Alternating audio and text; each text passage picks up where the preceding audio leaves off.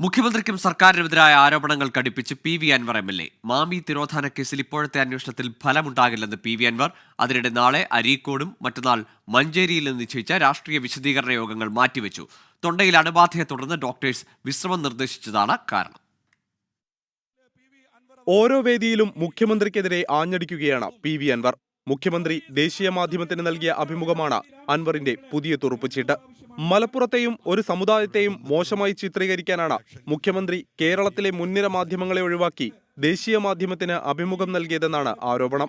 മാമി തിരോധാനവുമായി ബന്ധപ്പെട്ട് ഇന്നലെ കോഴിക്കോട് നടന്ന വിശദീകരണ യോഗത്തിൽ മുഖ്യമന്ത്രി Pinarayi വിജയനെയും ADGP MR Ajith കുമാറിനെയും കടന്നാക്രമിക്കുകയായിരുന്നു PV. Anwar.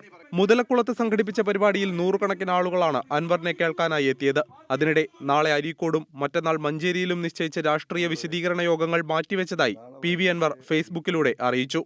തൊണ്ടയിൽ അണുബാധയെ തുടർന്ന് ഡോക്ടേഴ്സ് വിശ്രമം നിർദ്ദേശിച്ചതാണ് കാരണം. അടുത്ത പൊതുയോഗത്തിന്റെ വിവരം ഫേസ്ബുക്കിലൂടെ അറിയിക്കും. 24 കോഴിക്കോട്.